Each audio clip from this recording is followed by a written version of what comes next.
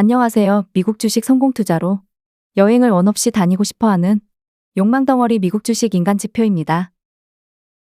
본론에 들어가기에 앞서서 이것만 지키시면 좋겠다라고 한번 정해보았습니다. 좋은 매수 지점까지 무조건 기다린다.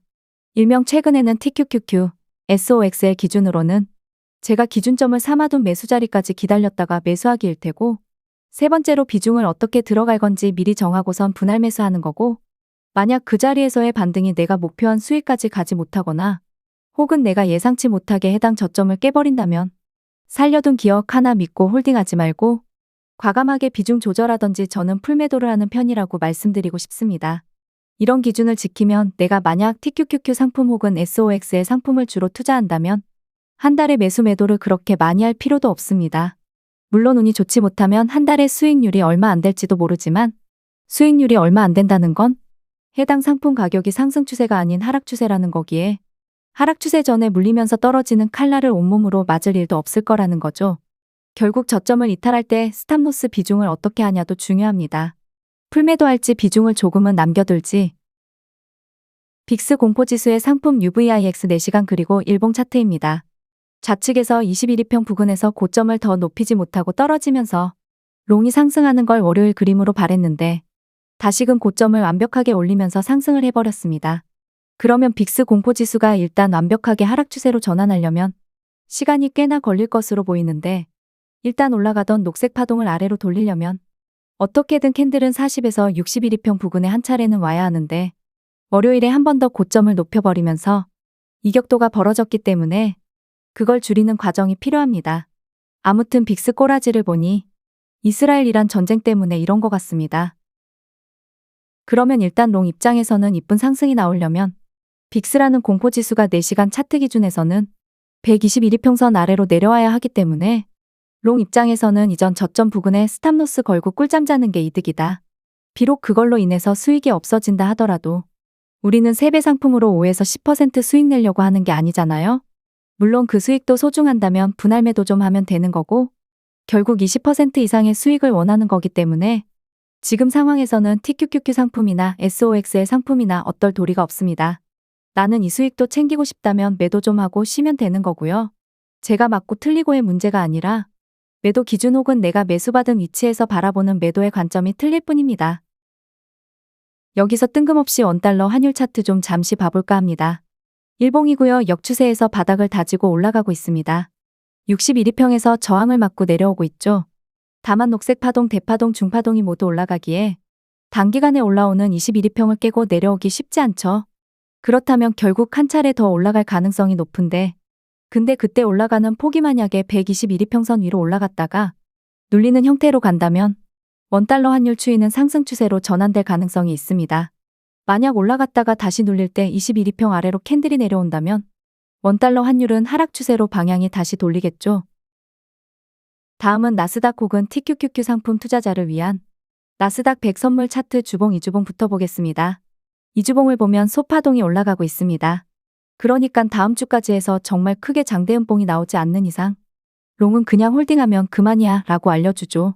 물론 3배수 상품은 주봉 보고 투자하면 안 되지만 한 배수 상품이라면 이 상황에서 고점이 나왔을까 하면서 다 던지는 건 좋지 않다라는 게 제 생각이고요. 2주봉의 소파동이 주봉의 중파동이니까 주봉에서의 중파동이 내려올 조건이 뭘까? 일단 캔들이 5일이평 아래로 내려오면 된다. 다만 주봉의 대파동이 올라가는 추세라서 5일이평으로 캔들이 내려오더라도 21일평 아래로 내려오지 않는다면 롱은 그냥 홀딩해볼 가치가 있다 정도입니다. 다만 이렇게 희망회로 상승만 돌린다 하더라도 주봉에서는 대파동 포봉이 되는 거기에 포봉은 그리 길게 못 갑니다.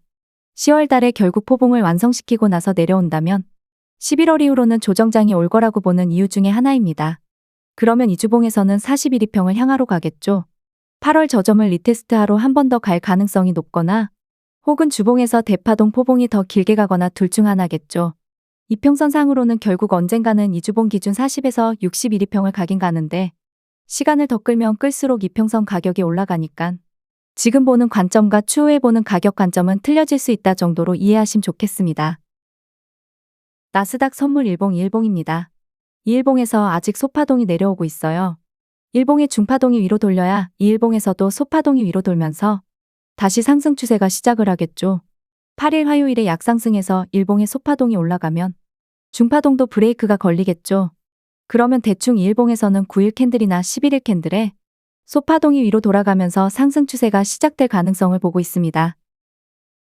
그러려면 TQQQ 4시간과 8시간 차트에서는 이전 저점을 깨는 패턴이 나오면 좋지 않겠죠. 그러면 일단 시간은 더 지체될 가능성이 높아지고 일단 눌림 매수 저점을 깼다라는 건 상승 추세로 당장 돌릴 생각이 없다라고 이해하시면 됩니다.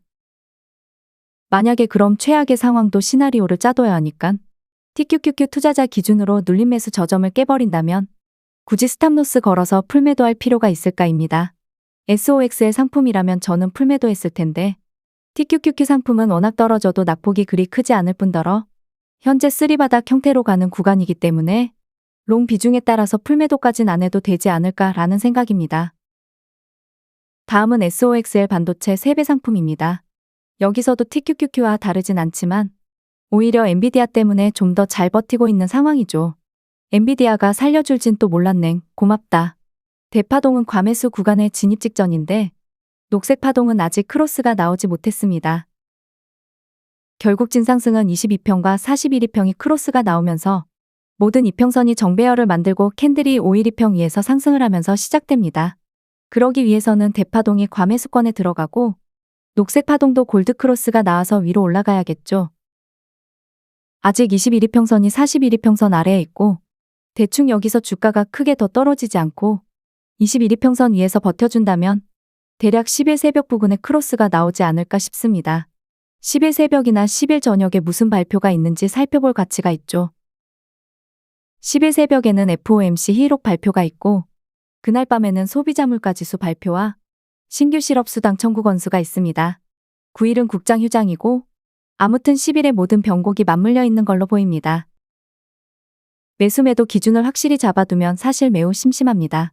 한 달에 매수 매도를 몇 차례 하지 않게 되기 때문이죠.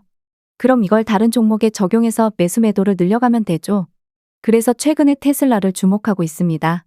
4시간 차트에서 마찬가지로 눌림 매수 기준에 도달해서 목요일에 매수했다가 금요일에 매도를 해버렸습니다.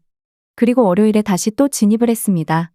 만약 여기서 목요일 저점을 깨면 일본 기준 40일 이평선 부근까지 밀린다고 보고 있고 거기까지 밀릴 걸 대비해서 월요일에는 내가 테슬라에 만약 1,000만 원을 투자할 생각이 있다면 투자 비중의 10% 정도를 월요일에 포모에 모시겨 다시 들어갔습니다. 테슬라 2일봉을 보면 중파동 소파동이 내려오고 있는데 외봉으로 내려오기 때문에 21이평까지 밀리긴 쉽지 않아 보입니다. 그렇다는 건 일봉에서 41이평까진 단기간 1에서 2일 안에 가긴 쉽지 않아 보인다. 다만 테슬라의 변수는 10월 10일이겠죠. 사실 그 부분 때문에 차트상 이렇게 흘러간다 하더라도 개별주는 위험 리스크가 큰 것 같습니다. 그럼 만약 10월 10일도 호재로 올라가고 그렇게 된다면 테슬라는 제가 보는 상승 가격대는 일단 320에서 340달러입니다. 물론 어디까지나 10일날 이벤트도 호재로 받아들여야 하고 실적 발표도 좋아야 하겠죠. 다만 실적 발표 전에 저기까지 간다면 분할 매도하는 거고요. 다만 개별주는 섹터 상품에 비해서 워낙 리스크가 크기 때문에 조금 먹더라도 좀 더 조심히 접근하는 편입니다. 하루빨리 이스라엘 이란 전쟁 이슈가 없어지길 바라며 구독과 좋아요 알람 설정은 무료입니다.